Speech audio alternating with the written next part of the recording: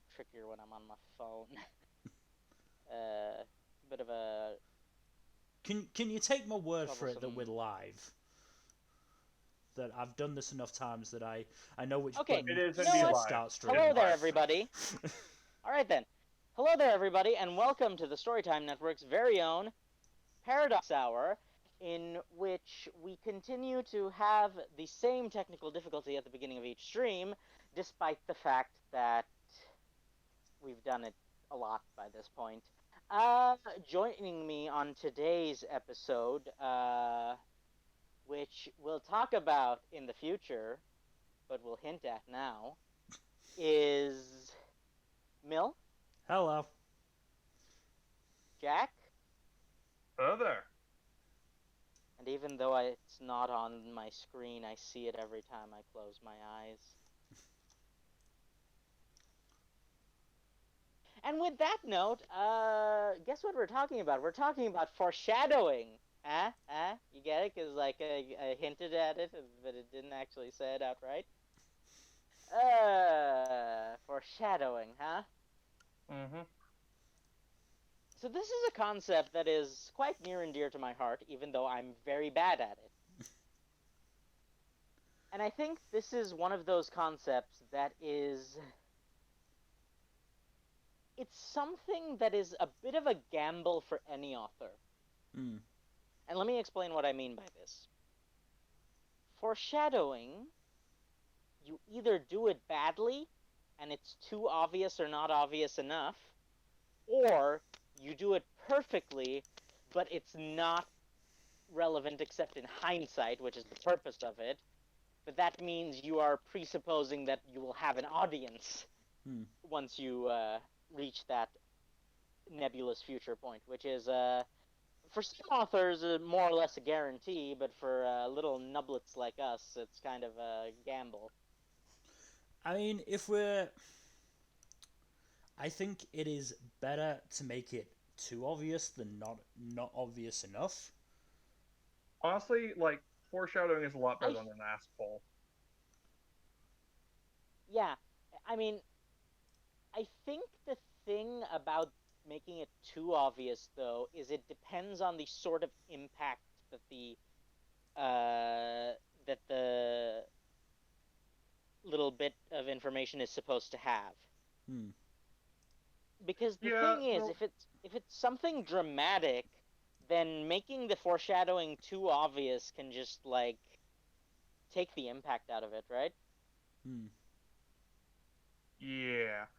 I will say, like, you do have to be subtle on the big twists, but also, like, if you're too subtle or if you don't have enough hints, then the twist comes out of nowhere and it feels like an asshole, is a thing. Yeah, that's the thing. It can be done well, but it's hard. I mean, that's the thing, isn't it? Is that that foreshadowing is what separates good writing from a Deus Ex Machina. Mm-hmm. Essentially, is that and too often people, and that's the thing, foreshadowing is probably one of the most commonly seen things that has the highest skill ceiling. Yeah, you get some real god tier writers like, say, Oda, who just foreshadows the fuck out of everything. Who literally... We're going to talk about specific examples later, but, like, Oda is going to take up a lot of that conversation, because, good lord, that man is brilliant. I mean, just to put it in context, on TV tropes, One Piece has its own foreshadowing page. Yeah, there are several series that have their own foreshadowing pages now, but One Piece, I think, has one of the longest. One Piece probably has the biggest one. But the thing about One Piece is that the foreshadowing page is nowhere near complete. Right? No. The only series with bigger foreshadowing pages are ones that are actually complete series, and One Piece is not that much smaller and is catching up fast. Yeah. For example, there are still elements of the plot that were introduced in the first half, pre-time skip, that have not been resolved yet. But we're getting too much into it. We need to figure out first, get through our more meta-narrative discussion of foreshadowing. So the big foreshadowing is that, like, it does require a deft touch to pull off well, but at the same time, like, it's a lot harder to botch than just pulling a plot twist out of nowhere, which is extremely difficult to do well without it feeling forced and unearned. Like, So there's also the classic yeah. Luke, I am your father thing is, it has very little to no foreshadowing, but it works well as a twist because it makes sense. Like, It makes sense in hindsight. It makes a lot of sense in hindsight, even if there is no actual, like, full-on foreshadowing for it. But Which, that's one of the here's the times thing. that a swerve twist works well compared to a foreshadowed twist. So here's the thing, though, is that we're talking about foreshadowing as if it's some sort of monolithic entity, but there's so many different subgenres and flavors of foreshadowing that I wanted to go through a few of them. But you brought up one of the more interesting ones, is that retroactive foreshadowing, in the sense that it was not foreshadowed particularly heavily explicitly, right? Like, there's no explicit foreshadowing, but there's a lot of little things that make it just makes sense in hindsight, right? Yeah. It holds up to further scrutiny. That's one of the flavors. Another way that foreshadowing is mutated in some ways is it depends on perspective a lot. Yeah. Right? This is most important in literature, but when you're reading a book in first person, what the foreshadowing looks like and how to do it well looks very different from a third-person limited or third-person omniscient perspective.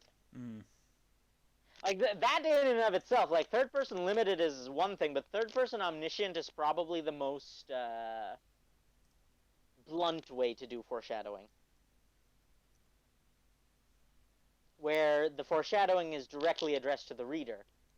Yeah. There's also, in one interesting twist in first person, however, is when the author knows, or the character knows about it, and it's foreshadowed and makes sense in hindsight, but the audience doesn't.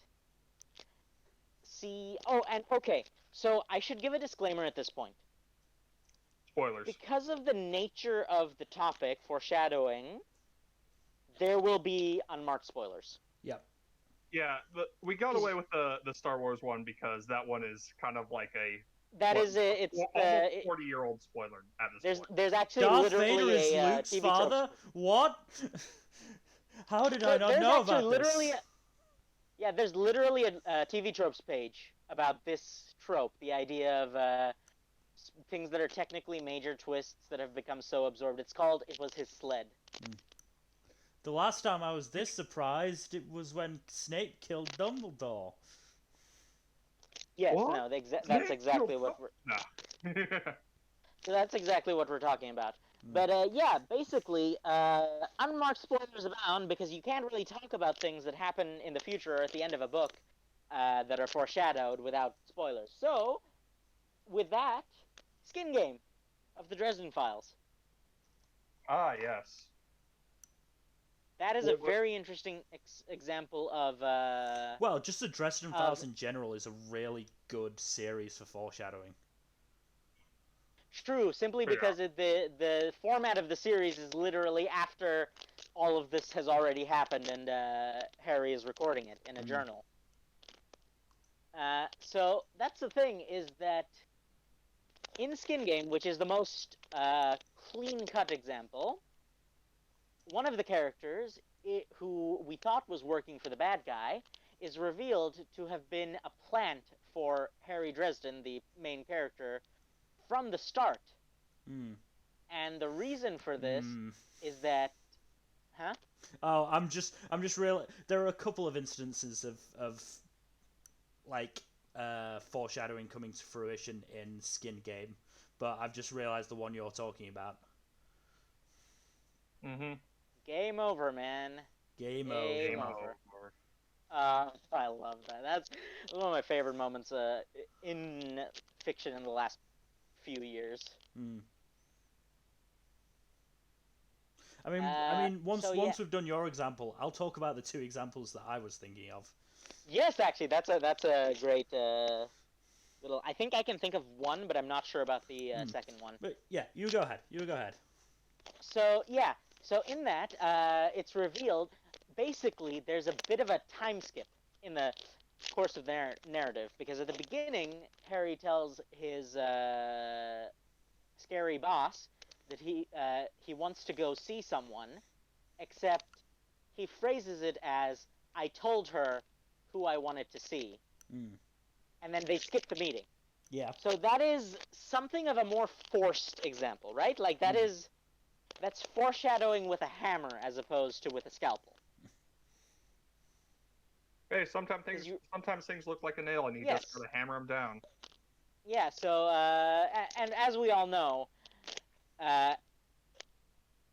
wizards may be subtle and quick to anger, but in Dresden's own world, Generally, Harry fucks subtle. yes. Generally. Well, He's gotten a lot better at it metaphorically. recently. Sometimes he wishes he could do it literally, but like metaphorically. Because he's horny so often. Mm-hmm. But yes, he does actually say. Oh God, we're about to enter another horny arc, aren't we? Please the no. Dresden Files. Oh God. Let's yes, not because, go there. Let's not go. We're not going to go there, but this is an unmarked spoilers podcast. So I do want to talk about that because it is another instance of foreshadowing in a sense. To be fair, Butcher spoiled it by memeing about it on Twitter. Where he was what like, did he do? What did he say? He said like way back when we thought Peace Talks was going to release in a reasonable time frame. As opposed to before Butcher's life got in the way, he sent out a tweet that was like, "I was just cackling madly while talking to my editor about killing off this one character," and my editor was like, "Please, oh God, no." Anyway, how can you kill off this character? The instance you're talking to, so pretty much in the climate or near the climax of the book. We go back to that meeting and we find out what exactly or who exactly Harry talked to and why he did it. And it is basically talking about the plant. And they talked about how would the plant know when Harry was giving instructions. And so they set up basically a code where if I believe if the plant Goodman Gray started his sentence with wizard, he was asking him a question about the plan. And it is so. And the first word. Yeah. The first word or phrase of Harry's reply would be the answer to the question. And it is so interesting to go back and reread that book, knowing that. Yeah, no, on rereads, I always look for it. Yeah. And it's like very well done, right? It is. It is it's so well done. They seem so innocuous on the surface, but they're like actually pivotal moments, and you don't realize that. Those are scenes where things are hanging by a thread, even when it seems like it's just kind of a casual conversation between frenemies. Yeah. There is also outside of Skin Game, there's also a lot of foreshadowing in the series towards the events of changes, especially the end of changes. Well, You know what I'm talking about, right? Yeah, but let's just do the other two aspects of Skin Game. Okay, go over that first. Yeah. So. First of all, going back to again, this is retroactive in the sense of go back to Deadbeat. Harry is being tortured by Quintus Cassius, a former Denarian, and is saved by Butters, who in Skin Game turns out to be a future Knight of the Cross. Oh yeah, that one was fun. Oh, right, because, like, there's actually multiple instances where Harry is saved from a Denarian by either a past or future Knight of the Cross. Mm. Yep. And he was Butters is probably the most obvious one. Yeah, and he was wondering the entire time, where is the Knight of the Cross supposed to save me? And it was because, Uriel had a sense of humor in that he sent a future Knight of the Cross to save Harry from a former Denarian. Like if there is one takeaway from the Dresden Files universe, it is that the forces of fundamental cosmic good in the universe are absolute meme lords and trolls. Mm. Oh, absolutely. Like again, going by foreshadowing, like I couldn't talk about this on the actual Dresden Files episode because we were only covering the first 3 books, but the whole wrath of and divine punishment thing also. People always talk about how why don't they just send some divine punishment after some fools, and then you realize Leah tried to break Amarachius in grave peril, and that sequence of events directly led to her being infected by Nemesis and then tortured by Mab to cure her for about several years. Yeah. The other, so the other bit of foreshadowing that comes to fruition in Skin Game is in Ghost Story. One of the Einherjar asks Butter to spar with him, and Butter replies, 5 minutes after I get a functional lightsaber. He gets a functional lightsaber in fucking Skin Game. And then he does, in fact, start sparring with the guys. Yeah. So, granted, it's not nearly as easy as he thought it would be. Because he gets a lightsaber, but he doesn't exactly get the Force powers. No, there are a lot of really interesting bits of foreshadowing in Dresden Files. Another couple that if you guys talk about we should if you guys we should want to move integrate on, this. I'll hold off. But so we should no we should. What I was gonna actually say is we should kind of integrate this with the different flavors, right, of foreshadowing, because we should probably, as we go over each specific example, we should classify what flavor it is. Well, there's long term, there's short term, there's. Well, no, for example, I would say that the example I gave in Skin Game, that is an example of the reader perspective variant, where foreshadowing is done through the reader not having all the information but being given hints, as opposed to where the characters know. And then there's the opposite, which is essentially dramatic irony, right? Where the characters have no clue, but the readers are given hints so that it comes as a surprise to the characters, but not to the reader. Or not as much. I call that Hitchcockian foreshadowing, I'd say. There's also the examples of third-person omniscient, but that's kind of obvious. But and the examples that Mill gave, the long-term ones, that's the brick joke style of foreshadowing, in which there's a subtle clue, but that does not come to fruition until much, much later. No, there is one of those in in Battlegrounds, where it's basically a callback to Blood Rights, which is over 10 books prior. So basically, what happened almost 13 years ago. Yeah. So what happened in Blood Rights was Harry is fighting a bunch of Black Court vampires, and he winds up redirecting an entropy curse to drop a frozen turkey from a plane onto one of the enemy vampires. And then he says, for my next trick, anvils. All the way over 10 books later in Battleground, he has something going on that basically causes him to randomly conjure things from his imagination, and he uses that. Whenever he sneezes. Yeah, whenever he sneezes. He weaponizes anvil and dropped it on the head of a Black Court vampire. Because you gotta love it. You gotta love it. I think the master of the long-term foreshadowing, and yes, we are finally getting there. Our Lord and Savior Eiichiro Oda. We could go all day what should we talk about with this foreshadowing? There is so much. I mean, let's go by chapter. Chapter 1. Shanks. Oh yeah, Conqueror's Hockey. Yeah. So in chapter 1, Shanks looks a sea serpent in the eye. There's a strange sound effect and screen effect, and the sea serpent just wets itself and nopes the heck out. 400 chapters later, we see that, though this actually happens multiple times, is that Luffy seems to have a natural dominance over animals. And lower intelligence creatures. near the beginning of Sabati when they confront Duval. I think. No. You can go back earlier.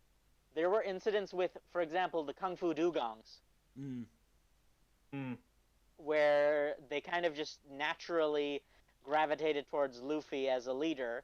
Then there was also some of the dinosaurs in the Little Garden arc. Showed elements of this. There's also Shanks also demonstrates the ability again, I believe during his talk with Whitebeard. He actually demonstrates two abilities, that one of which doesn't get explained till Wano. But no, he demonstrates Conqueror's Haki again, but we don't find out what that is until no, again, Amazon and Lily. then one more, the bull for Sanji's lookalike. That's what I was referring to. With Shabandi. So basically, that was the first time Luffy kind of used it in a more active way. It wasn't intentional yet, but it was much more active. And then it gets explained when the Hancock sisters the Boa sisters rather. I always get the names. The names are so confusing in One Piece because, like, Whitebeard's name is Edward Newgate, and Edward is his surname. Yeah. Like, which is all kinds of funny. Yeah, it's just, like, some of them make sense when they have more Japanese-style names, but, like, or, like, last names that don't seem like first names, but his surname is Edward. It's confusing, okay? But yeah, so when the Boa sisters are kind of taking out their trauma on Luffy, and then vicariously taking out their there's like several layers of vicarious separation, because they're taking out their trauma on Luffy by taking out their, like, hurting Luffy's friends. So there's like two layers of separation here, which is also a kind of a dick move if you think about it. But then Luffy just gets real angry and unleashes a burst of Conqueror's Haki that knocks out half the stadium. Another, again, from, Chapter 2, Luffy mentions wanting a musician. 487 chapters later, hello, Brook. I mean, on the subject of Brook, Laboon. Laboon as well. Oh yeah, well. Laboon. Which brings me to one of my favorite fun facts. Because the Awful 4 Kids dub skipped both Laboon arc and Little Garden, they would have royally fucked when it came to Enies Lobby and Thriller Bark, because I mean, let's be real. There would have been a point where they would have had to drop One Piece or remake it from scratch. Oh, absolutely. If 4 Kids had continued the dub, because simply put, after a certain point, if you remove all of the child-unfriendly things from One Piece, there's no One Piece left. Right? I remember at one point, not too long ago, where I listed all the trigger warnings, all the content warnings in One Piece, and it's a long fucking list. Yeah.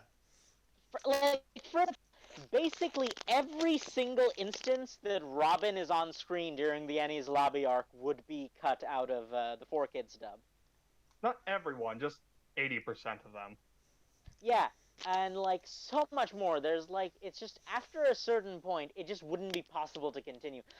The existence of Frankie would make it impossible for Water 7 to be adapted. Oh, especially how he gets recruited.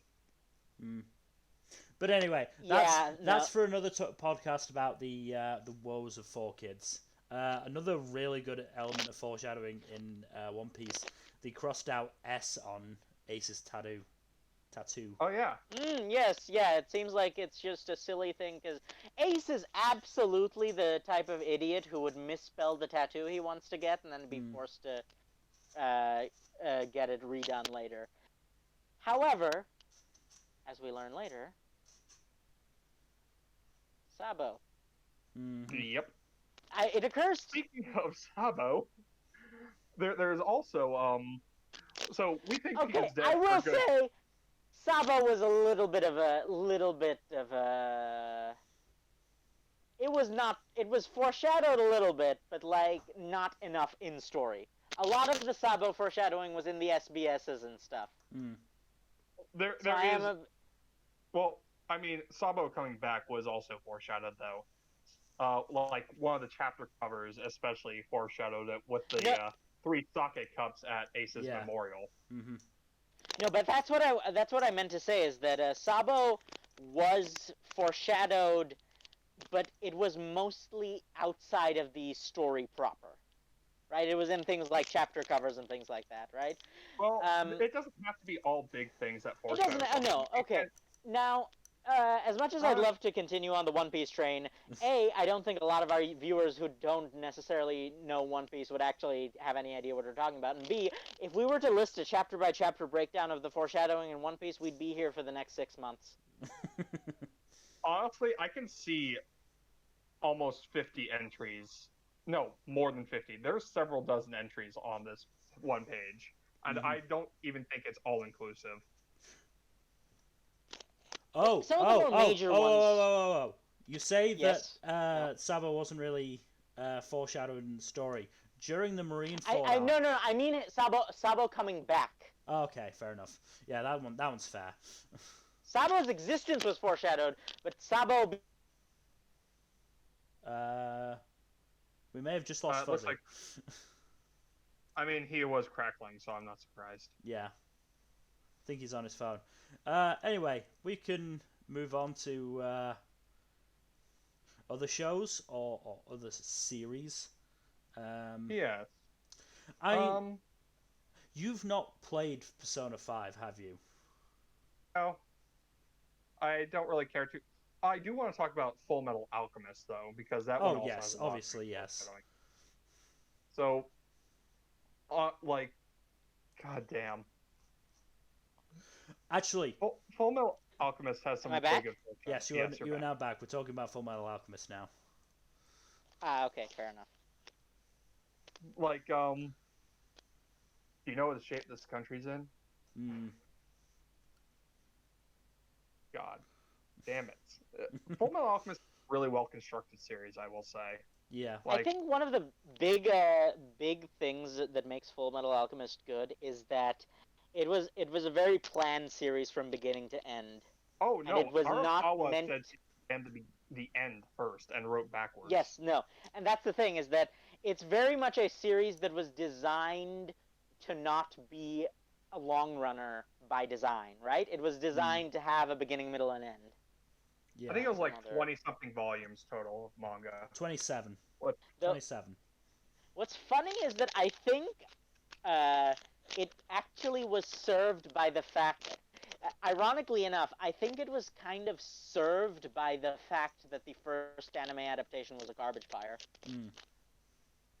Because it meant that the magazine was much less likely to push her to extend the series past its natural lifespan, unlike, I don't know, every member of the original Shonen Jump generation. Not every member, just most of them. I mean, it goes all the way back to Dragon Ball, right? Yeah. Let's see. So, I mean, the big ones, of course, are Dragon Ball and Naruto. But, yeah. Nart, Bleck, and also, Fart. What? Fairy Tail. Fairy Tail. And also the Seven Deadly Sins. Oh god, don't talk about that one. We can talk about that when we talk about the inevitable problems of shonen. Okay, then I want to talk about another anime/manga series that I absolutely adore, that had, again, very good foreshadowing.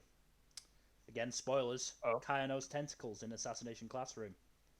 Oh god, that was just holy fuck, that twist. Kayano in general was very subtly but very effectively foreshadowed. One of these days, I am actually going to go through every fucking panel she appears in and see if she's got tentacles. Because fucking Matsui basically said in between chapters, oh yeah, I just made a habit of occasionally putting them in there somewhere. I can't remember everywhere I put them. I also will say there's a couple of other ones,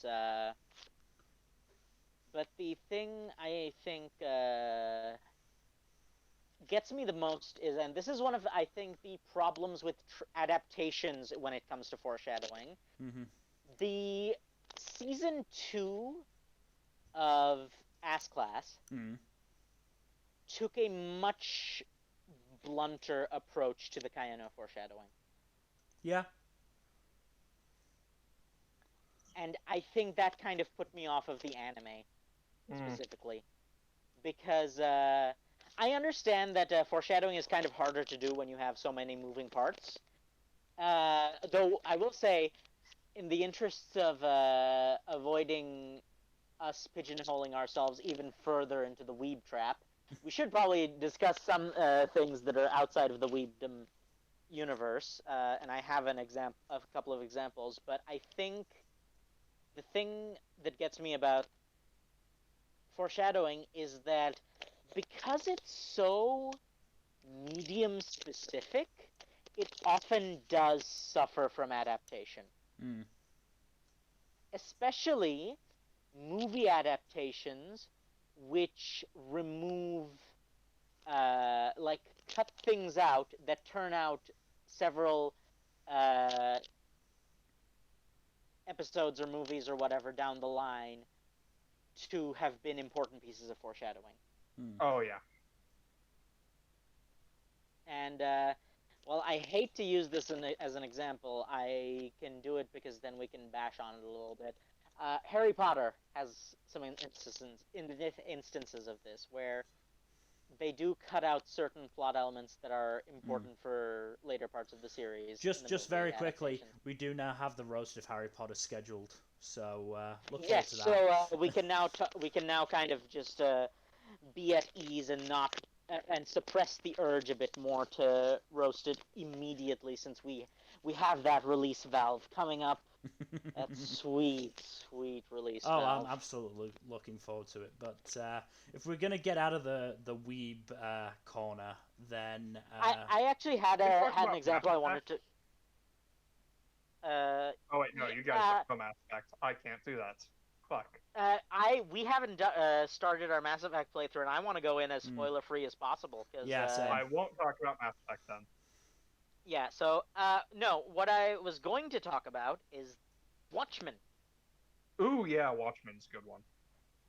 There's so many doomsday clocks hidden in there, guys. Oh yeah, so many. The comic is really brilliantly constructed, and also just all the foreshadowing to who the mastermind is also really good. Yeah, it's just it's all very visible in hindsight, and it's one of the examples of how foreshadowing is different medium by medium, right? Mm-hmm. Yeah, yeah. Because I don't think it pulled it off nearly as well. And no, because, for example, there's one particular Ozymandias sequence where it's a perfectly, the pages and the panels are perfectly symmetrical. The panels have very particular structures to them, and essentially all of the foreshadowing in Watchmen is told through the art, and that's kind of why people don't realize just how good Alan Moore is as a writer, because he didn't just write foreshadowing in. He specifically instructed the art to be done in such a way that he didn't need to write in any foreshadowing in text. Yeah. And that's something I feel like that's something Oda excels at, but the vast majority of manga and comic book writers kind of struggle with. Mm-hmm. Because, and to a certain extent, with manga artists, especially the ones who draw their own series, it's a bit more of an issue when they don't incorporate the art. It's a bit more understandable when the artist and writer aren't the same person, especially because so often the writer does not have as much creative control as the artist, ironically enough. At least in the eyes of the executives, which is executive meddling is another thing that we kind of will cover in the future. But yeah, one of the biggest foreshadowings to the fact that Ozymandias' plan has failed, or is not going to work in the long term. Do you guys know what it is? Yeah, Rorschach's Journal. No. I haven't watched or read Watchmen, so... So, when Ozymandias throws up his arms in victory, he's shown from a side profile, and his arms form the doomsday clock at the same position, 5 minutes to midnight. Fuck. That's some subtle shit. Yeah, so obviously the implication is since that his actions in the long term have not, had zero effect since the doomsday clock is unchanged. God damn. I do like Ozymandias as a villain though, because like I'm not some You know what's funny? I'm not some comic book serial villain, Dan. I did 35 minutes ago. That is good, but at the same time, there is actually a point, and this is from a very bad series. Okay, so take it with a grain of salt. DC's Doomsday Clock series features Ozymandias and some of the characters from Watchmen traveling to the DC universe because Dr. Manhattan has been doing shenanigans there. Yeah. And there's a conversation. So Ozymandias and Lex Luthor have a conversation where Ozymandias outlines his plan, and Lex Luthor is like, "And you actually thought that was going to work?" And it's just such a great moment, because, like, if you think about it, like, under further scrutiny, Ozymandias is actually just as insane, if not more so, as the rest of the people in the series. He just has a much more civilized face on it. Oh yeah, no. He's very not as smart as he thinks he is. I will also say, like, there's another example I want to kind of tackle. Have you guys played the Dragon Age games? Yes, of course. I've been spoiled on enough of them and read enough of the wiki pages that I can say yes to that question.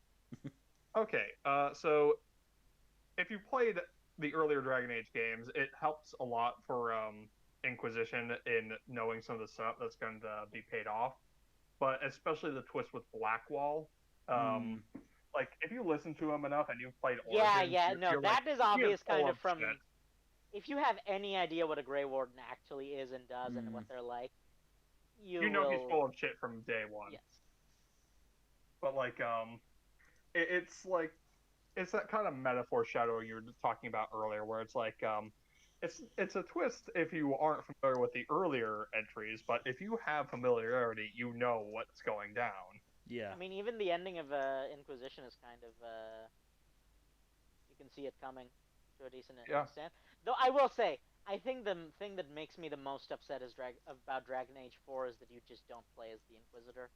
It does not make sense from a player satisfaction standpoint. It makes sense from an executive standpoint and a business decision standpoint, but it just is very unsatisfying, because essentially what that means is that the Inquisitor's arc is left unresolved permanently.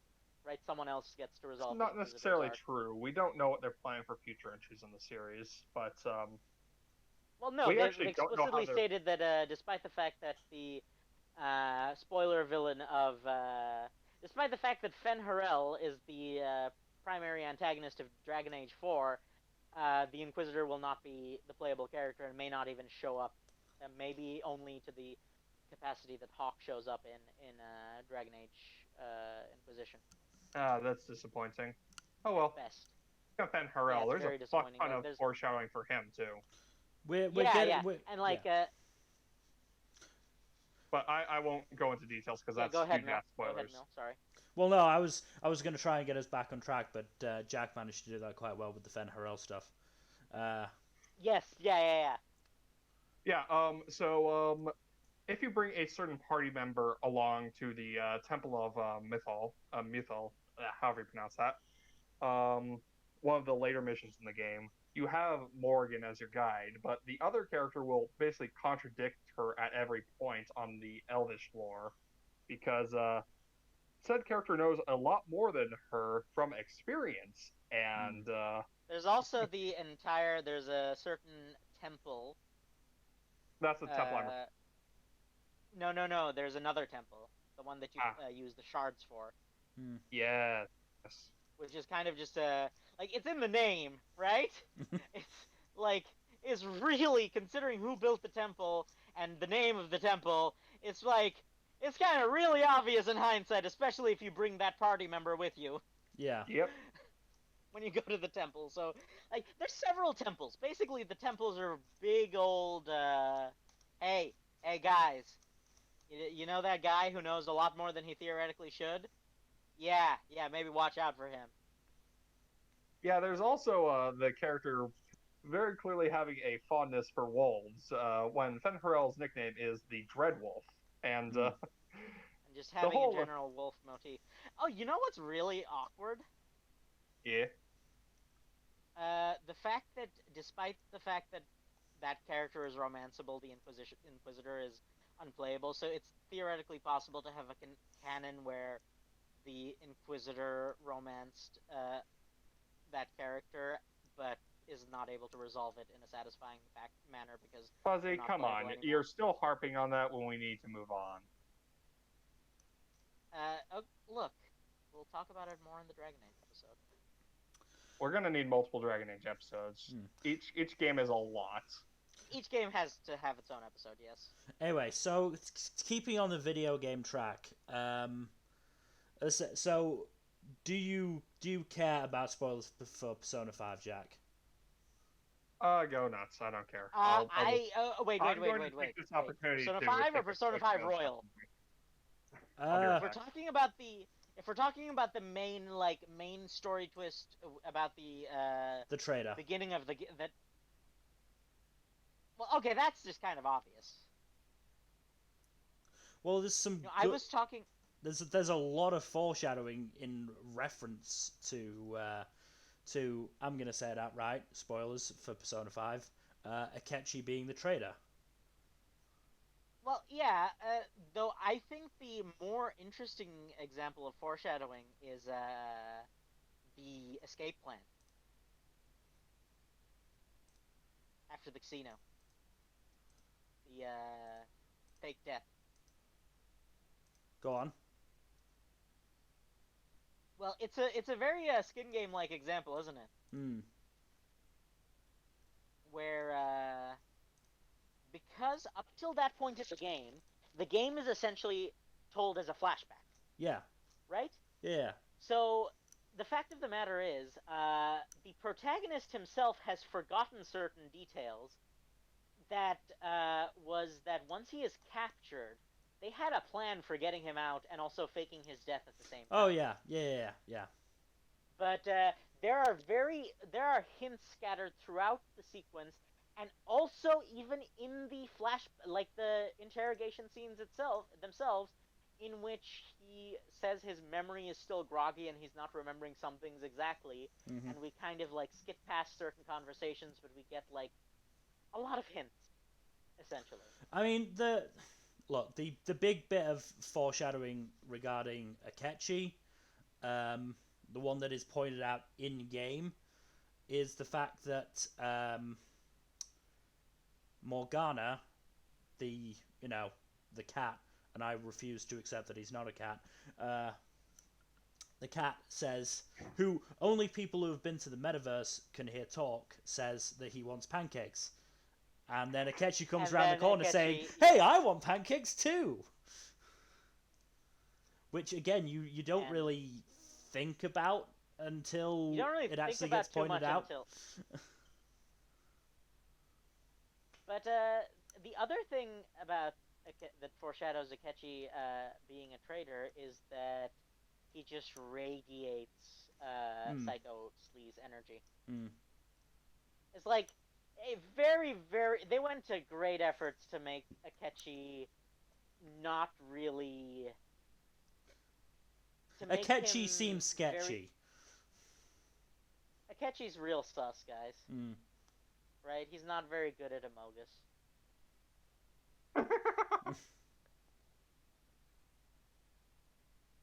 There is We all another know- game. There are several other games we could talk about. There Yeah. is one I don't know if you guys would have any knowledge of. But so I'm probably not going to touch on it here. But it's always fun when a game hints at has like a mystery element to it, and it hints at the at the answer to the mystery very early on, or multiple times throughout, Yeah.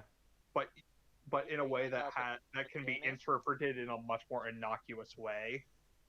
Like a character What's makes the game? an innocuous comment or something, and it could also just be interpreted as straight up foreshadowing. Hello, can you guys hear me? We can hear you. Yes, we can hear you. Okay. Jack, what game were you talking about? The one that you think we might not know? Until Dawn.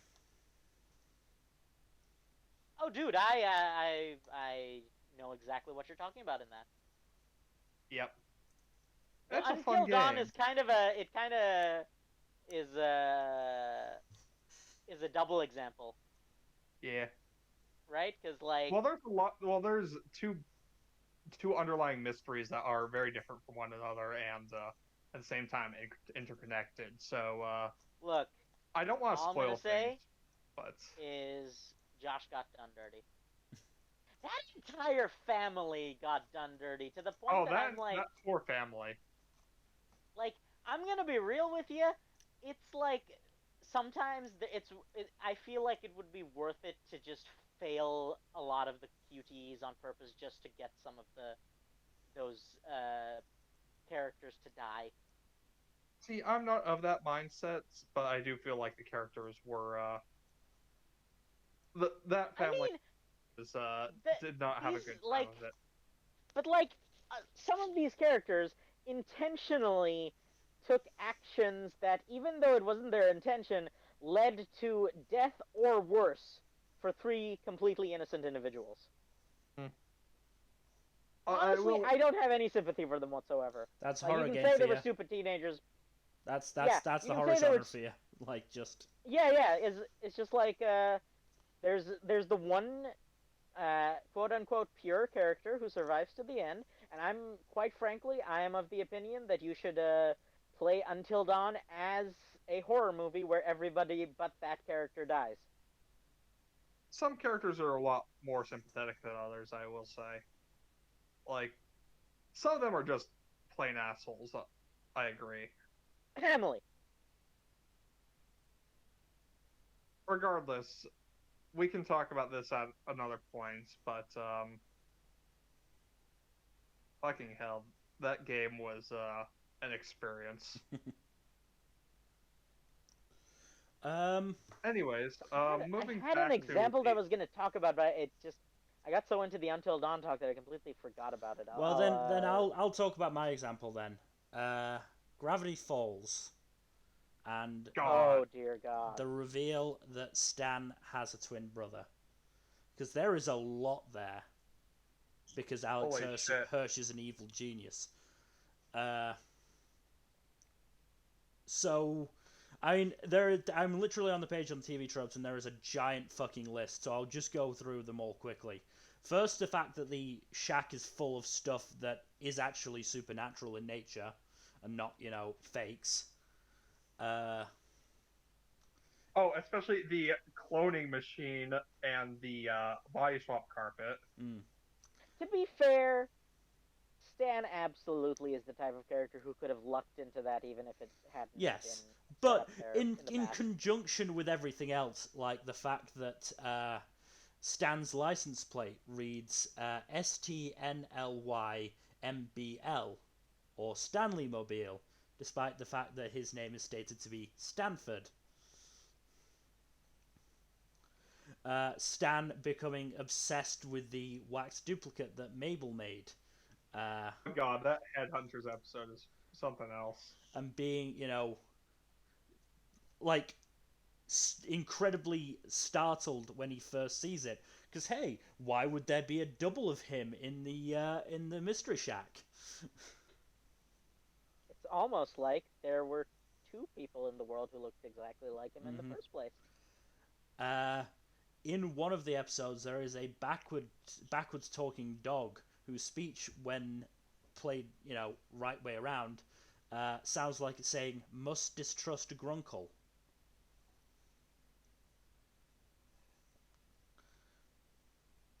Oh, don't forget about the bit where Stan realizes pretty much immediately that Gideon's psychic powers are absolutely fake Hmm. because he keeps calling him Stanford, not his actual name, Stanley. Yeah.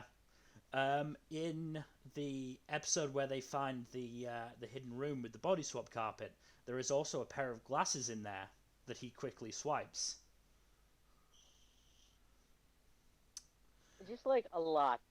I am like curious. Like, is it like I'm wondering? Is it possible for one identical twin, like genetically speaking, to have the extra digit, but the other not to?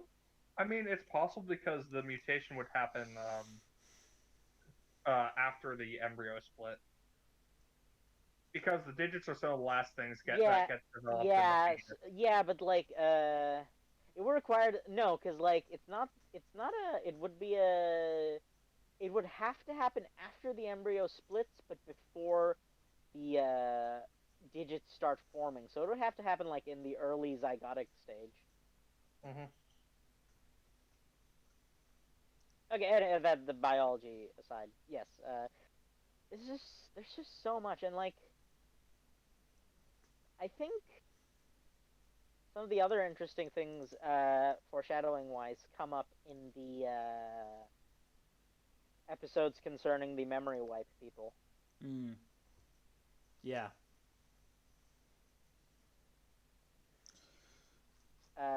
Especially the crazy old prospector grandpa dude. Mm-hmm. He's got a Oh, decent amount McGucket. of. Oh, McGucket. Doesn't he swear in hambone or something like that? Yes, I rewatched the episode recently. He does swear in ham bone. Which is just great. It In is. general. Uh, but yeah, it's just one of those shows where, again, because the author had a very, very specific number of episodes that he knew he was getting. Yeah. Well, no, it's He not that he knew he was getting that amount of episodes. or It's that that he had an planned it idea out of the over. story. Yeah, he knew exactly how long the story was going to go. And is just it really highlights. I remembered the example, Good. which I brought up in the Stormlight episode. Literally foreshadows the end of the Mistborn trilogy in the first book of the first sentence of the series. Yeah. And apparently, and again, he's stated that Way of Kings has the ending of Stormlight, or not Stormlight, the Cosmere in general, right? But Mistborn has it, and there's a lot of foreshadowing in Warbreaker as well. Sanderson is a master of foreshadowing. It's really hard to compare him to most other authors in that regard.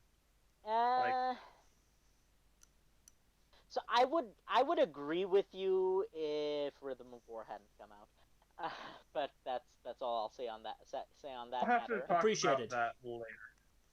Yes, but I will say those example the one Mistborn example really sticks out is that, yeah, it is very subtle, but it is also incredibly explicit if you actually know exactly what to look for.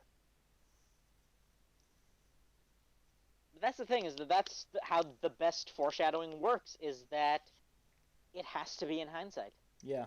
Right? Yeah. Is that if I think in some ways foreshadowing that allow the reader to predict what happens is less well done generally. Or It is. like it has is. A lower... It's not. I mean, it means it's. I mean, I don't think it's there that. is something to be said about the reread value or rewatch value of something. Like, I don't think it's necessarily bad if you see it coming.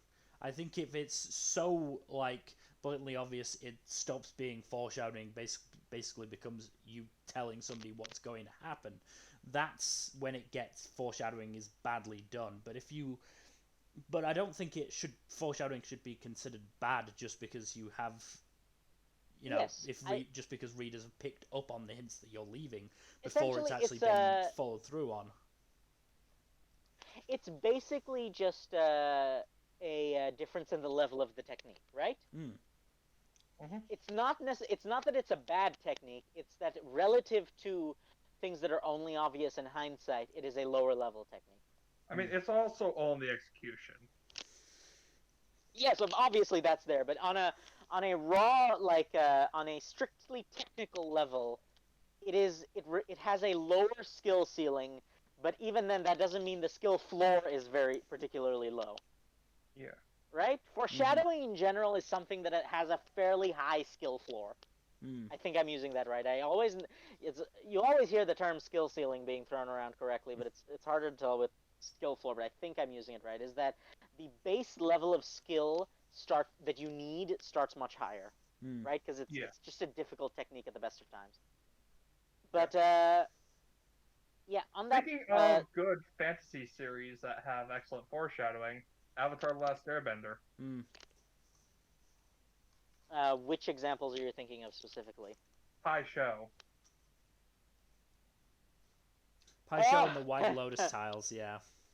Yes, yeah. Just I love Everything the idea. Everything with Iroh, basically. I just love the idea that globally all powerful old men just know each other. Just an aside. All benevolent and powerful. Just as an aside on the topic of the White Lotus tiles, just the fucking end of the episode where Iroh was searching for his and just comes up to an angry Zuko and says, "Prince Zuko, you won't believe it. It was in my sleeve the whole time." It's just... We're gonna have to talk about Avatar. Zuko was so close to killing him. Then I was actually on the subject of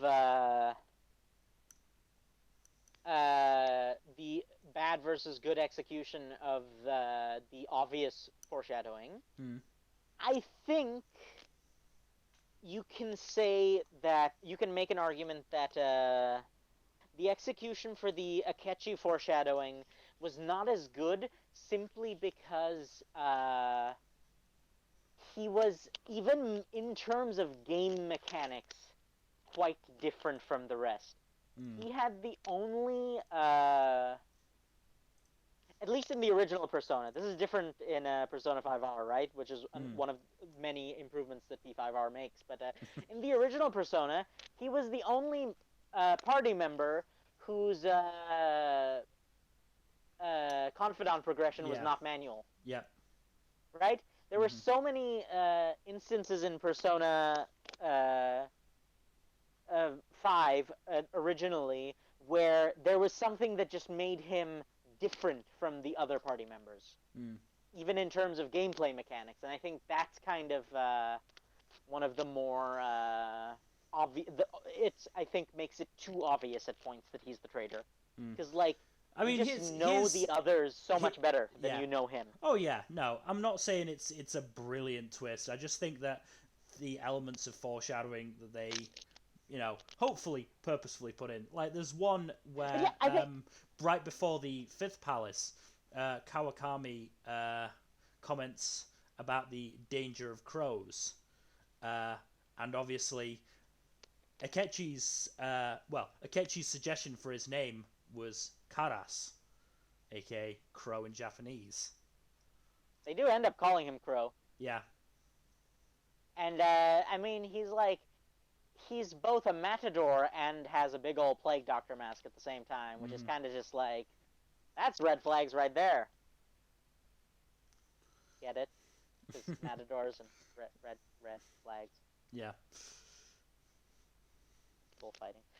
But yes, hell, even the fact that he's the only party member who, despite this is actually ironic, he tends to be the least silly when it comes to more real world topics, right? He's one of the more realistic to the point of cynicism characters when it comes to his thoughts on real world stuff, and yet he just he uses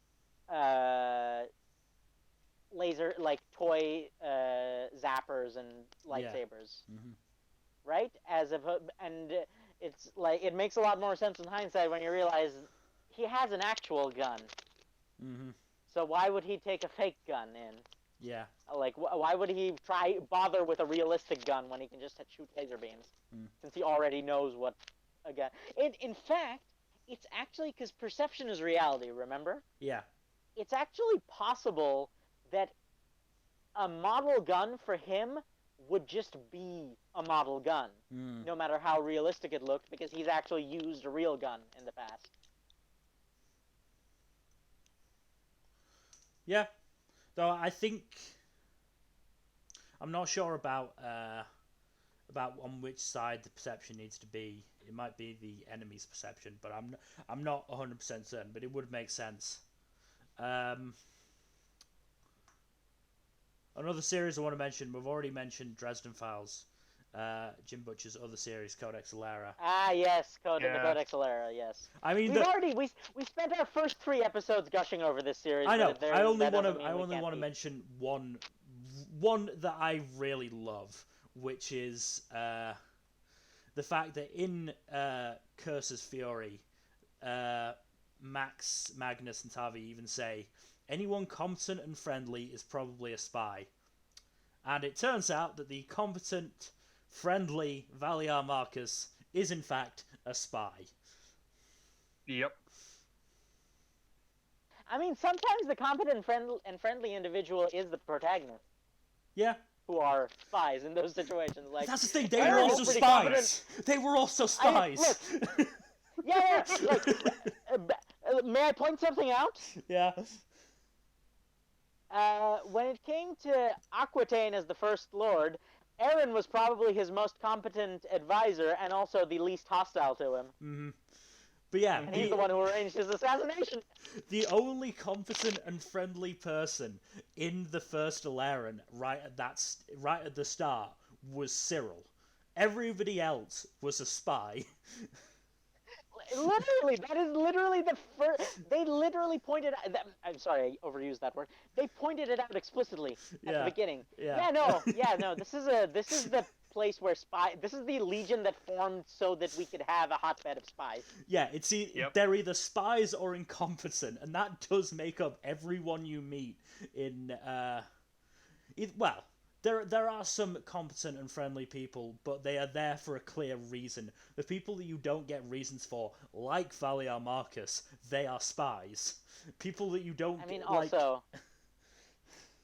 Also, the fact that the heir, any child that Septimus had, would be named Octavian just by the naming convention. It's like it's in the name. Yeah. Tavi, Octavia. It's in the name. Yeah. Which, good stuff. I do love Codex Alera for stuff like that, but it's a great series, and I really, really wish it could be revisited in some way, shape, or form. The world in general. I don't need a sequel with the characters. There's just so many unsolved mysteries in that world. Like, what is up with the Feverthorn jungle, and were they in fact Pillarmen? What I want is that promised Academy sequel that Jim Butcher said he might do. Yeah. Or he said there was also a potential far future sequel. Where the only I prefer the Academy. I wouldn't prefer the Academy. I want to see more of Tavi. I want Tavi to actually look cool to everyone. I want some people who know Tavi to actually show him some respect, because everyone who knows him acknowledges that he's a badass, but also still treats him like a bumbling meme lord, because he is a bumbling meme lord. He's just also a badass. But here's the thing. Here's the thing, Fuzzy. Butcher has said that he would. The reader's never going to be able to take Tavi seriously, though, because we know what Tavi is like. No, we know. Yeah, we know what he's like. But I'd like to at least see some people who know him take him seriously, because they don't yet know what he's like. Yeah. Yeah. Also, yes, go ahead, Mel. Well, I was going to bring it back to the Dresden Files, seeing as we're back on Butcher, because there are another few that I do want to talk about that I just really like. Go ahead. Oh. Well, first and foremost, the one that we obliquely mentioned from Battleground,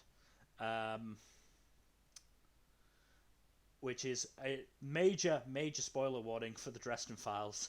The the fact that Murphy dies and is killed by Rudolph's terrible handling of a gun, which is, I believe, brought up earlier in the book. Brought up twice before in the book. That, that he doesn't put the safety on.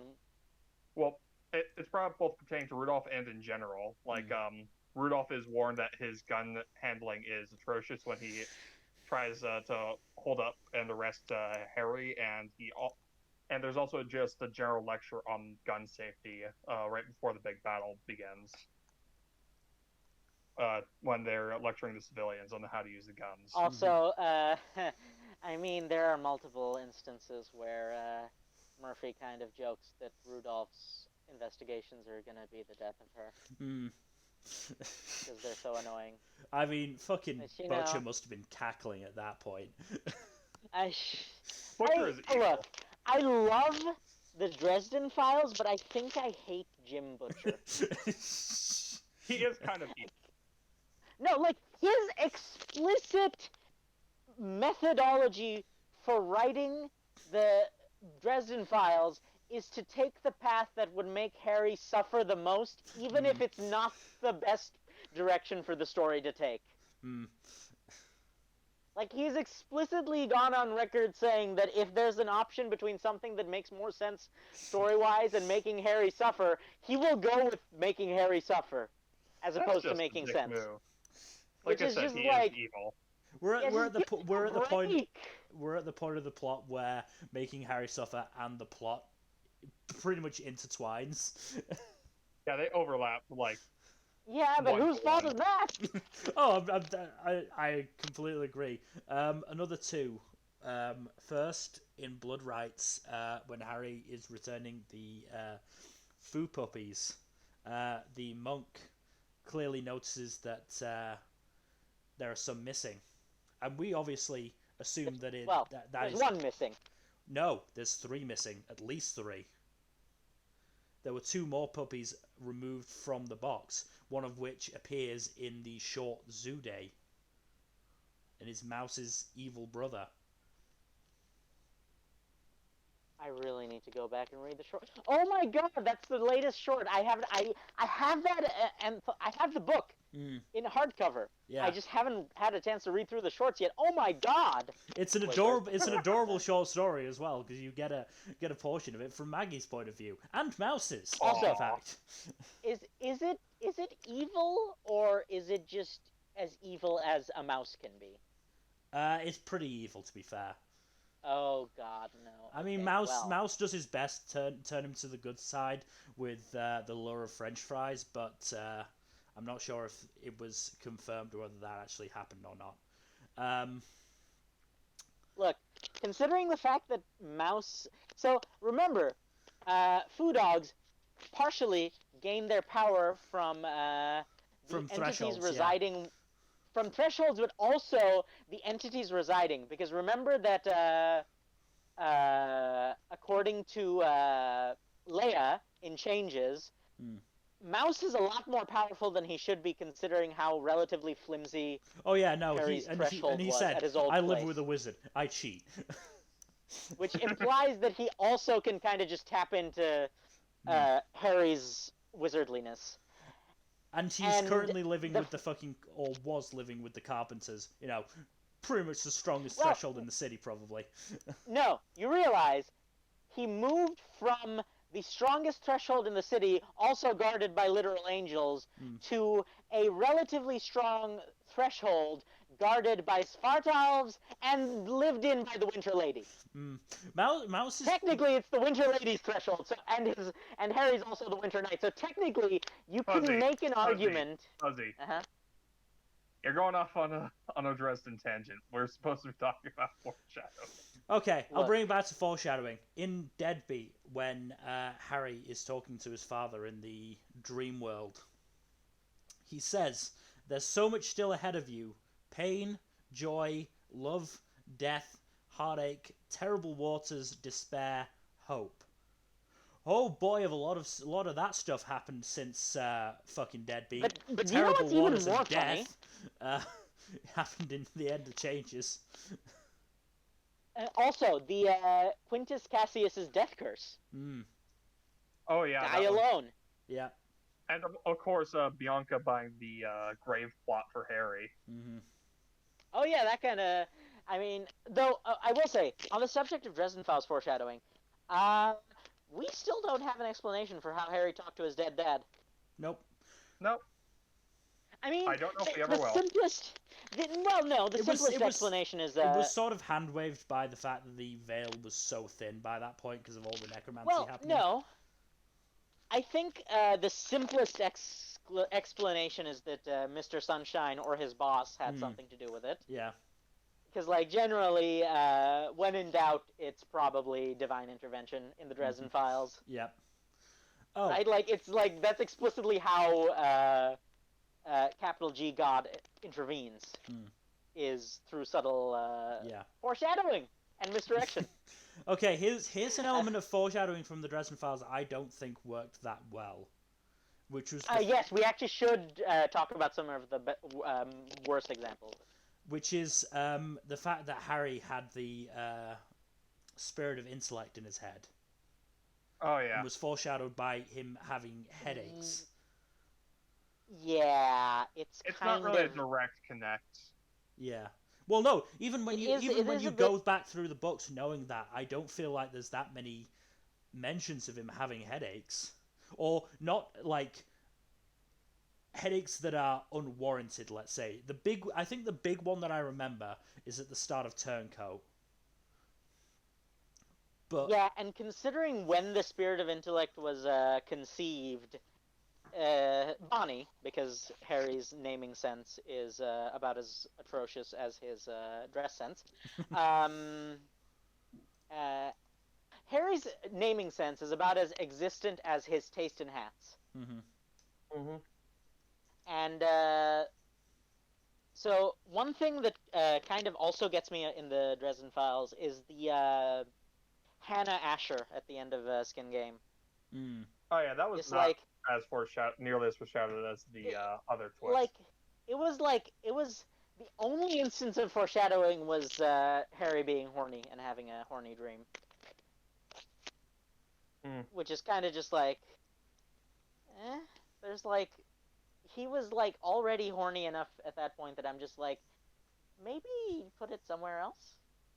And also just the fact that it was kind of obvious that she was going to be a turn traitor.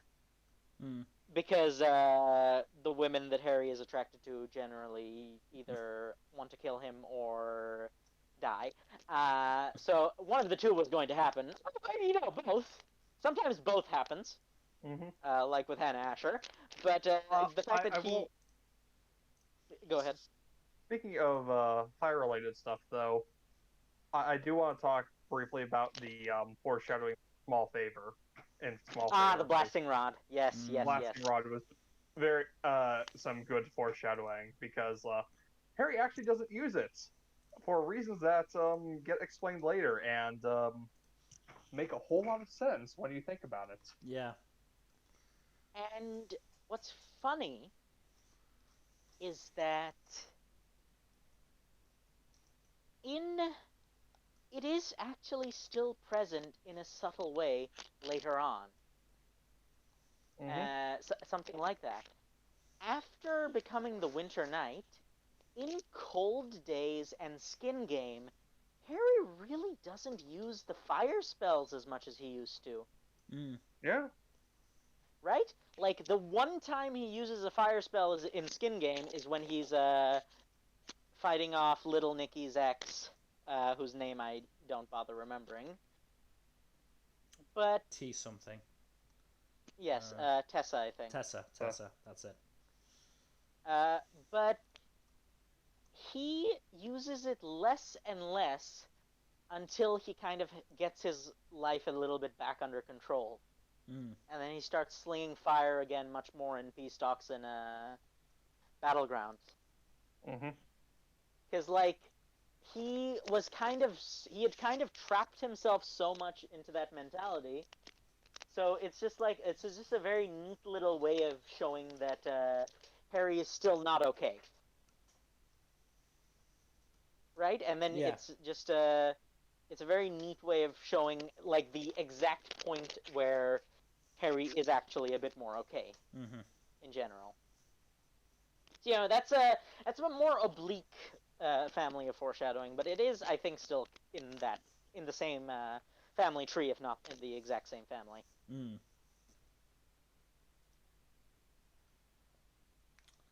I'm just trying to think of bad uses of foreshadowing. I mean, there's a few, and good old we can talk about some of the ones in Harry Potter. Go ahead. Have fun. I was hoping you'd come to the rescue there because I do not really remember much of that series. um,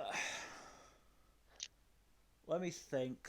I don't really sort of pay attention to the foreshadowing because it is so very apparent reading the books that J.K. Rowling had no fucking like. We talked about how the likes of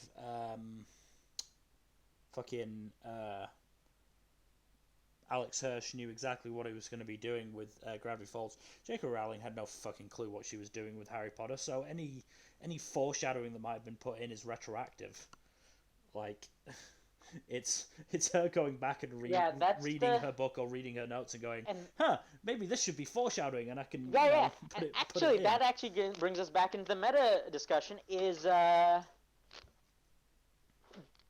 think that is not in and of itself a bad thing. I mean, Toriyama did it all the time with Dragon Ball. Yes, Toriyama is another example of that being done poorly, but he did it sometimes well, sometimes poorly. It really depended. Yes, but I think one of the interesting things is that foreshadowing something retroactively or unintentional foreshadowing are very much things that happen, and while they're not, they have a much higher rate of failure than planned foreshadowing. However, there are examples where it can work. And I think I'm struggling to think of specific examples, even though I had a few. But there are many I've seen a fair number of author AMAs where a fan points out something that they noticed, and the author realizes that while it was not intentional, it was, in hindsight, a piece of foreshadowing. Yeah. Right? Oftentimes, because here's the thing, so much of writing is a kind of a brain game, right? Mm-hmm. So oftentimes, the subconscious knows a lot more about your story than you do. Yeah. Consciously. So often things slip in there, and I think it's a very interesting direction to take, and I think the idea of retroactive foreshadowing can work, right? Like seeing fan response and then realizing that there are things that can be used as foreshadowing later, and that you don't like. For example, if you're struggling over whether or not something is going to turn out to be a Deus Ex Machina, oftentimes you don't have to worry about it because people will notice things that foreshadowed it that even you didn't realize.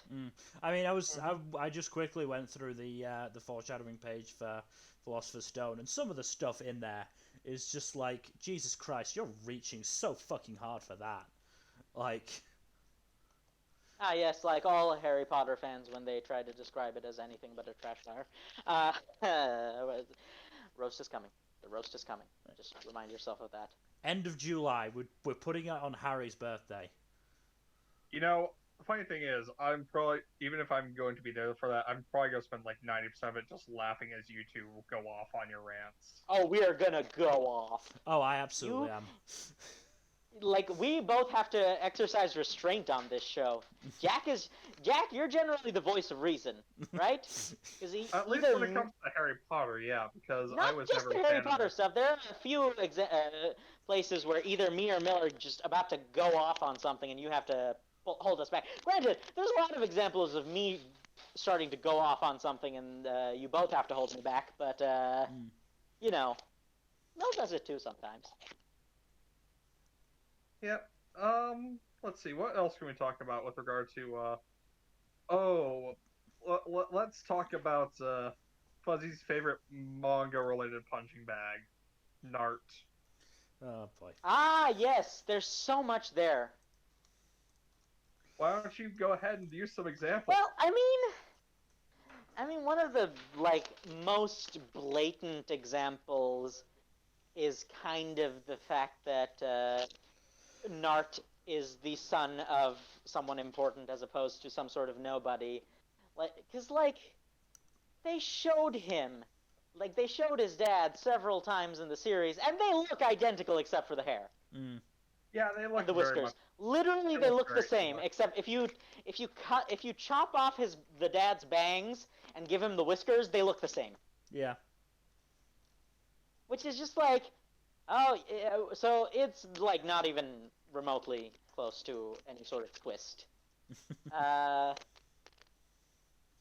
The fact that apparently they're the reincarnations of some. Basically, everything about Nart, the beginning set it up as an underdog story, and then it's almost as if. Well, I can't say this because that implies that Kishimoto actually put any thought into the writing, but it's almost as if Kishimoto tried his hardest to undermine the original underdog story as much as possible, with only the barest of hints. And at least he had hints, unlike Ichigo, who is a hybrid of 4 different things. I mean, at least he had hints, unlike the entire last arc of Bleach. Which, honestly, quite frankly, this whole Society arc is probably the peak of Bleach, and because there is actually some good examples of foreshadowing there. Yeah, like all that shit Right? with Aizen. Everything with Aizen was foreshadowed and could have been predicted to some extent. Yeah, no, there was a lot of foreshadowing and payoff with Aizen, and for a lesser extent, the whole arc. But Soul Society is kind of where Bleach peaked, and everything afterward was either derivative of it or very ass Just pulling. bad. Yeah, the word you're looking for is bad. Or Yeah. I mean, you have to at least, and I can't believe I'm saying this, you have to at least give Fairy Tail a little bit of credit, in the sense that it never made any illusions about the fact that all of its assholes were assholes, right? Like, Oh God. every single character was very explicitly the character A is losing, then they remember that friendship exists, and then they punch the enemy once and they die. That's literally every fight in mid to late game Fairy Tail. There are Oh, you want to know another one? That's because we might as well run the gamut here. Seven Deadly Sins has a few of these. Go ahead with 7 Deadly Sins. Go off. Every single instance regarding the curse, everything regarding Merlin, just all of the stuff with all that Merlin shit came out of nowhere. Yeah. So the thing about the Merlin stuff is, why? Why Because did the you author feel is an asshole. And it's just, I think the single biggest problem, and ironically, the only time that the author actually did foreshadow something, he just made it as creepy as possible with the fact that Elizabeth comes back every time she dies. She dies and then she comes back repeatedly. Yeah.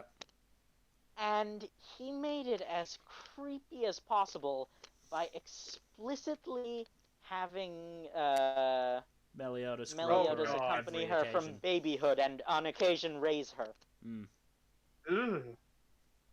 Which is just no. No, you know what? The worst part of that is Meliodas saves baby Elizabeth and prevents someone else from picking her up, saying, "This is my woman," which is all kinds of gross and fucked up.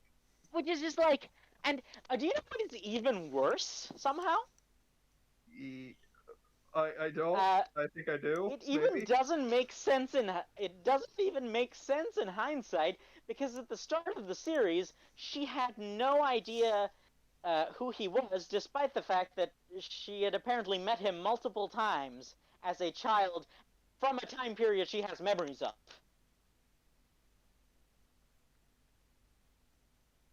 What's up with that? It's just like, good lord, it's just so many different kinds of creepy and gross. Can we Yeah. move on to a different series, one that is actually decent? Because I didn't know this, but Black Clover has its own foreshadowing page on TV Tropes. Yeah, Yes, it does it's have really a good. decent amount of stuff. You know, your volume Everything told involving me. everything involving Licht / Patry, Mm. Oh yeah. right? Well, that was yeah. Well, a good one. up. Which hey, I didn't pick up, but apparently happened. Vengeance, the captain of the Golden Dawn and the host of Patry's Soul, takes note of Asta's five-leaf grimoire, which, you know, of course he would, considering that And the I mean, in general, Vengeance is pretty sus yeah, at multiple points in the series. a really good one, which again only comes in once it or only makes sense once it actually happens. Lick / Patry says that he couldn't bring himself to hurt Gauche, which turns out to be because Gauche is one of the Magic Knights, vessels or for one of the vessels for the Elf Souls, yeah. There's also a couple of others in with regards to which that was unintentional, but the crown. Yeah. In hindsight, the crown really should have indicated something about his birth to us. Mm-hmm. And in general, the fact that Asta just straight up has a devil inside him was, I mean, obviously it was shown right at the beginning, but like, it's Don't kind of Fuzzy. Milla's volume only, so nothing of the newest stuff.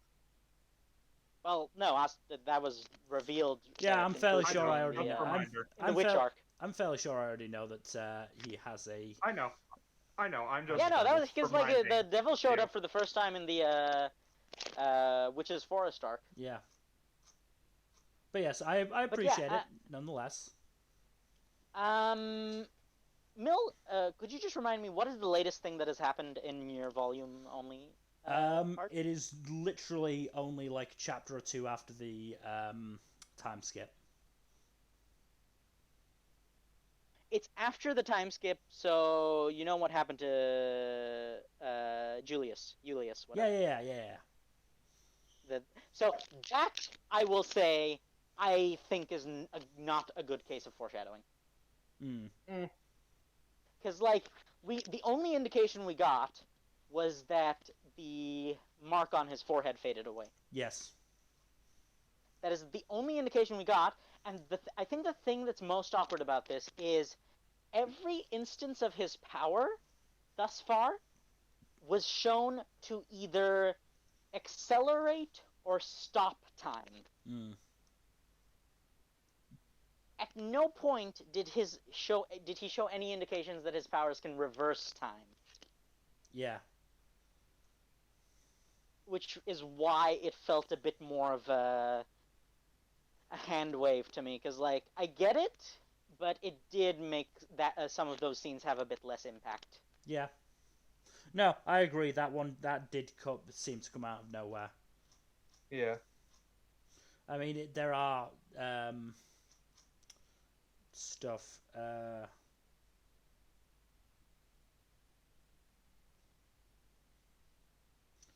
mean, there's. I mean, the stuff that's listed is his surname being Latin for new time, and the last spell he casts is chrono anastasis, meaning time resurrection in Latin. But again, that requires you to have knowledge in a dead language. Yeah, which is kind of like fine, but Genius like bonus thing.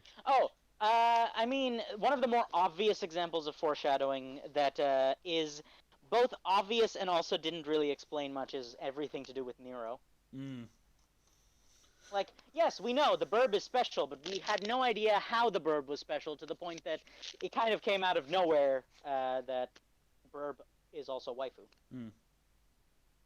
Which I'm still salty about that subplot, by the way. Fuzzy. We will We'll get talk to that about on the it. Black Clover podcast, but Yes. in hindsight, again, it does make some level of sense in that, you know, Asta has the 5-leaf grimoire. It has has what I can only assume is some sort of stench of the devil on it. So it does make sense that Sekre would Nero would follow Asta for that reason. and also point out the various plot devices. Yes. Yes, the various MacGuffin swords. Mm-hmm. No, I was also gonna say is that I think Black Clover is a bit of an interesting example in that it's one of those series where I cannot necessarily. Oh, right, Henry. Yeah. He came almost completely out of nowhere. I mean, all of the hidden members of the the Black Bulls. Because there are silhouettes of them, I believe, in one chapter. Yeah, there's silhouettes, and there's also, I think, at one point they show a bunch of pairs of boots that don't match any of the pre-existing characters. Yeah, which is part of the foreshadowing. How many pairs? I'm curious to see because I'm wondering if there's any more Black Bulls we don't know about because they seem to be coming out of the woodwork. Well, at least the vice captain thing was foreshadowed because we didn't know that. I don't think Mill's gotten to that yet. No, I haven't, but it's fine. I'm fairly sure I'd already found out about him anyway by accident, so it's fine. I'm not going to say anything more specific than the fact that the Black Bulls vice captain exists and that he's introduced. So thus far, we have 3 individuals. Mm-hmm. Yes. Who were very lightly foreshadowed, but kind of struck because they show up at the exact point where their specific abilities would be useful. Oh yeah, I mean, there is an element of oh, how perfect that this guy turns up at this point. I mean, it's striking a balancing act between narrative convenience and setup being paid off in a good way. But I think that just looking at the silhouette from chapter 2, there is definitely a figure that looks like Henry in it. Oh, fair enough. No, but basically what I'm saying is Black Clover is an interesting series because it's much more difficult to tell what was planned and what was not. Like with a lot of series, it's everything. When everything is planned, like with One Piece, you can tell. With when nothing is planned, like with Fairy Tail or Bleach, you can tell. But there's some where it's kind of difficult to tell, and I think Fairy Tail is a good example for that. I think MHA has elements of this as well, where some of the things regarding One for All are foreshadowed better than others. Let's just say. Well, I'm just going to get the My Hero page up and have a look at what it has for foreshadowing. Just don't cross spoilers that way, dude. Oh, I'm sure I will. Yeah, you are. I'm sure I'm a filthy volume only. Yes, I am. Anyways, let's talk about something else that isn't weeb stuff. Yes, The Dark I was Knight. just about to say. Oh, I see. Yes. Literally everything foreshadowing Harvey Dent's. And I think it's funny because that's an example like the Watchmen example where so much of it is based in the cinematography. Yeah. Right, as you said, it's the Hitchcock style where any foreshadowing is deeply rooted in our knowledge that we know it's inevitable that Harvey Dent is going to become Two-Face. What we don't know is how and when. And that is but the narrative just tension there. but the fact that just so many authors fail to take medium into account, and I think this is one of the more tricky things to deal with, because yes, a game or a movie, a movie or a TV show or anything visual is going to have an additional layer of foreshadowing that you need to do. And a game is even more complicated because you also need to take the gameplay into account. Hmm. Mm-hmm. Yeah. Like, for example, Inquisition is one example where gameplay does reflect some of the foreshadowing. Like, as we talked about, the having a particular party member who at no point are you told to have him there, but if you do, you get an extra hint. Mm. Yeah. I never had I think, him, except for when I absolutely had to. yeah, he Well, is it's kind of a an dick. insufferable prick. And also racist. He like the fact that he only romances female elves is just like. Mm. You get into spoiler territory there, Fuzzy. Oh fuck it! I mean, we already. We've said the major spoilers for other series. We'll say it for Dragon Age as well. Solus is Fen'Harel and wants to destroy the world. Yeah. So it's just it's. I think that the problem that some authors have is that, especially on higher budget series, Mm-hmm. they don't have nearly as much creative control as they would over a book or comic. Yeah. Mm. Yeah. And because of this, Oh fuck. I do want to yes, Jack. finish your statement, but then I want to talk about something. And because of this, it can be so much more difficult on a meta level to do proper foreshadowing. And I think one of the most egregious examples is long-running Western comic books where the author and artist kind of just change every few arcs. Mm. Oh yeah, Right? that's So the issue with some Western comics. So like what you end up is situations where a piece of foreshadowing is retroactively ruined by the next author, or the next author uses something innocuous from the previous author's work as just a nonsensical excuse. And both of them come off as unpleasant to read. But yes, what were you going to say, Jack? Hot Fuzz. Speaking of using the medium to the most for foreshadowing, Hot Fuzz. I have not watched this movie, so I cannot comment. Well, I mean, I wanted to mention we'll go in order then, because I wanted to mention Shaun of the Dead, the first movie in that series, in inverted commas. Which yes, is the only one in those movies I haven't watched. Which is a shame, because I think that's the only one I have watched. Yeah, I think Shaun of the Dead is the only one I have watched. Mm-hmm. Anyways, yes, go ahead, Mel. So, when Ed, aka Nick Frost, is cheering up Sean, Sam, and Peg with a plan of binge drinking, via the DVD commentary, he is actually summarizing the events of the next day, drinking references. Start off with a Bloody Mary, aka kill the girl in the garden whose name is Mary. Grab a bite of the king's head, go get Sean's stepfather Philip, who is then bitten by a zombie. Have a couple at the little princess. Couple equals the dickhead Dave and his girlfriend. The little princess equaling Sean's ex-girlfriend Liz. Stagger back, impersonate zombies. Stab the monkey, yell at Ed. And then come back to the bar for shots. Use the Winchester's rifle. God damn. Which is just that's amazing. Mm-hmm. I love it. What goes even beyond that though is Hot Fuzz, because like almost every frame in Hot Fuzz is a reference to something that's going to happen later. Mm. I've watched that movie several times now, and I still pick up new things every single time. Yeah. Just like, But I yeah, will say that this is something that probably is just something that we're gonna miss something. We haven't really talked about TV shows and foreshadowing in those, and I think like live action TV series. the thing with live action TV series is that, how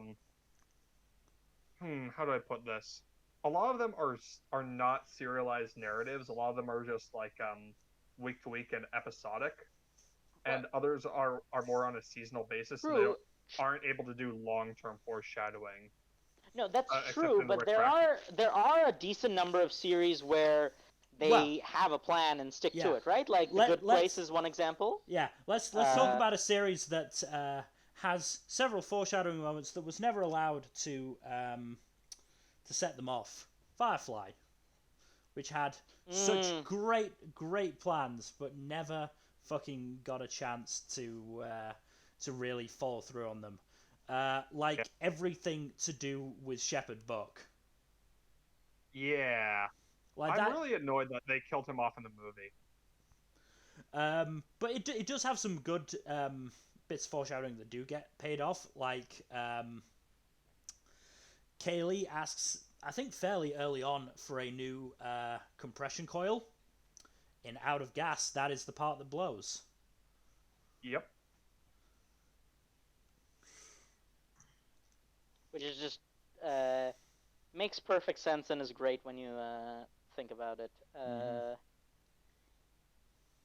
I think, but I think you do raise a very valid point, Jack. Is that it's very difficult for most TV show creators, showrunners, to actually plan things out because they'll either not get enough seasons or be forced to do far too many. How I Met However, Your Mother is probably the best example of the latter. How I Met Your Mother, Supernatural, there's more than you can count, honestly. I know, but How I Met Your Mother is the one I think of off the top of my head. Yes, no, that's probably the most obvious example. But I think the issue with foreshadowing for a series like this is somewhat has somewhat been improved recently. In that a lot of the streaming services and even some of the networks are willing to let a series end. Yeah. And I think that's super important. For example, this is one I haven't watched yet, but I really need to watch. The German Netflix original, Dark. I've heard of that one. So it's a sci-fi series that involves, like, apparently time travel or something. Ooh. And apparently, so it is a finished series, as in 3 seasons were planned, 3 seasons were done. So it is a series where all loose plot threads were tied up, and there's a lot of foreshadowing, shockful, like, really subtle clues, and I think those kinds of series are becoming more and more viable. And as a result, foreshadowing as a technique is becoming more viable in terms of practicality. Yeah. But like, this is something that is not limited to the TV genre, right? Like, any movie that is not, well, you know what? I'm not even going to bring up movies because I was going to say any movie that's not an adaptation, and then I realized, oh, that's like 3 movies in the last 2 decades. Well, there are some. No, Arrival is actually a really good movie with a lot of interesting foreshadowing, and that's the completely original movie. But they're few and far between. But it can happen with comics or books as well, right? Like self-publishing has made it better to some extent, but it's very possible, and in fact, for some people, very likely that they can't plan too far ahead because there's no guarantee they'll actually be able to publish all of it. But okay, so just going back, so in terms of TV show foreshadowing, Doctor Who has quite a few good instances of it, I feel. Well, everything about fucking River Song up until the point where they cross over is, fairly decent foreshadowing, I feel. It is. Yes, though I do feel like Doctor Who suffers from a similar Oh, problem, doesn't it? it absolutely does in the long term, but when you're talking about the sort of Yes, insular from seasonal showrunner to stories, showrunner. yeah, when you're talking about the showrunners, Yes. then yeah, like if you're talking about stuff that happened in one showrunner's reign and then gets paid off in another, yeah, no, I totally get what you're talking about, but And there's often some showrunners I think have been known to take something innocuous from a previous series and just expand on it far more than it makes sense to. yeah. But another good one is in season 5 there are in the Lodger episode with James Corden, there are a couple of points where the Doctor and Amy appear to look at something, then look away, and never mention it again. In particular, the Doctor sees a four-fingered corpse on the floor, and then never mentions it, foreshadowing the silence in Series 6.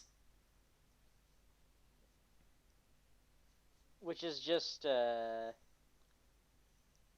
really neat little piece of work, a piece of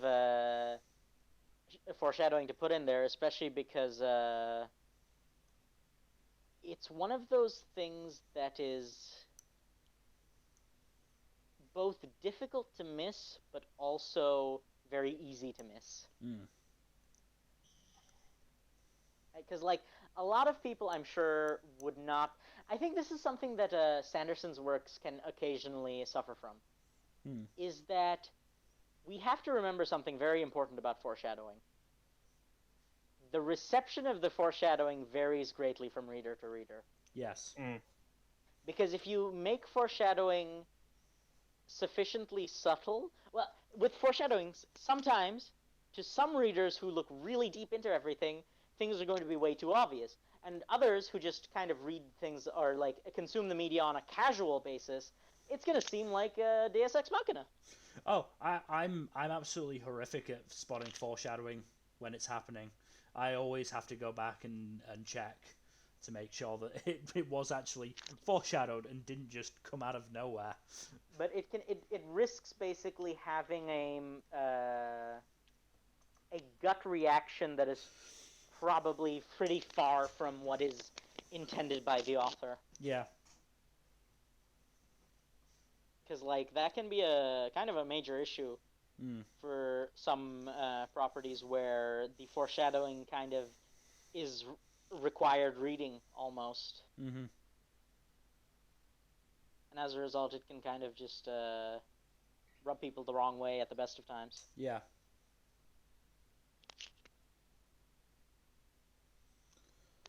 Yeah, that's a thing. And all storytelling of that sort is a risk. That said, I do believe we've been going for a decent while. Okay, I just want to mention Futurama, which does have some It has a ton. Yeah. Go ahead. Well, the fact that in the very first episode, in the cryogenics room, you can see Nibbler's shadow, foreshadowing the fact that he was the one responsible for pushing Fry into the ice machine. Yeah, that is just one of the most. It's quite satisfying if once you get the actual payoff, right? Like, so much of foreshadowing depends on what reaction you want to draw from the reader or the consumer. Yeah. Right? Because sometimes you want it to be something they'd notice, so it becomes very satisfying. But there are other times when you want it to catch them by surprise, but they realize it in hindsight, right? Yeah. So I think there's two very definitive versions of foreshadowing. the type of, Chekhov's gun foreshadowing, which, you point out this very obvious thing that you want them to remember because it will be paid off later on. And then you've got the, retrospective foreshadowing, which is, you hide these little hints so that when the reader or watcher or whatever goes back through and sees them and goes, that's what that was. Mm-hmm. Oh, I get it now. That is probably that's a good way to put it. I think you can probably there are obviously going to be far more versions of foreshadowing, I'm sure. But I think that's a good way of differentiating those particular types. That said, we have been going for about 2 hours now, and I think we are kind of I think all that's really left to talk about at this point is just trawling through TV tropes for specific examples. And You say that like I haven't been doing this entire time. Oh, yes, I say that like I'm not going to just do it after the stream as well. But like, I think it's about time to call it. Mm-hmm. Yep. So thank you, everyone who's joining us. Thank you, everyone who's watching. Sorry, I've got one more example. Okay. Yes. For the best puppet show out there, Thunderbolt Fantasy, it is foreshadowed that Shang's sword is nothing but a piece of wood via the, fairly obvious sound effect whenever he sheaths it, which is just wood on wood. Which again, you don't think so. I love that. You just go, it's just a weird sound effect, and then he reveals that it's actually just wood, and you go, oh my god, how did I not figure this out? That you think that. Guys, go watch Thunderbolt Fantasy. It is go far watch better Thunderbolt than it Fantasy. has any right to be. It absolutely is. It also has a bumping soundtrack. Anytime you get Hiroyuki Sawano and Takanori Nishikawa in the same room together, magic happens. Yeah. And yes, as Jack was saying, written by Geno Ibuchi. It's ridiculously good. It has better. More of his stuff, Mel. You still need to watch more of his stuff. I probably do, yeah. But yeah, watch it. It genuinely has better fight choreography than like quite a few shonen I've watched. Like battle shonen. Especially modern shonen especially like not modern shonen, but like the awkward Big 3 era shonen. Yeah. But yes, so thank you everyone for joining us. It's been wonderful. If you're watching this as a Twitch VOD, which I know a surprisingly high amount of you do, please consider giving us a follow. Ignore my dog in the background. I was going to say, as well. I can hear your dog. Yes. If you're watching this as a VOD on YouTube, thank you. Please consider giving us a like and subscribe and clicking the little bell notification thingy. And in general, thank you for joining us today. Thank you, Mill. You're welcome. Thank you, Jack. Welcome. And we'll see. I'm gonna go deal with the dog now. Yeah. We'll just go through the schedule. So we will see you tomorrow at oh god, what were the fucking times now? 6 p.m. British, 7 p.m. Euro. 1 p.m. Eastern, 12 p.m. Central, 10 a.m. Pacific for about an hour of Among Us on the new map. Yeah. Tuesday I will continue playing Owlboy, which has been an experience. I'm not that good at it, if I'm brutally honest. And then Thursday we will be having our Winter 2021 anime wrap up. That's gonna be a long one. I'm looking forward to it though. Oh, it's gonna be fun. And next Saturday, please join us as we talk about One Piece's Water 7 Saga. Mm-hmm. Which is that's kind of a real turning point in the series. Oh, absolutely. It's gonna be fun seeing large reactions to that. Thank you, everyone, and have a good night. Yep. See you later.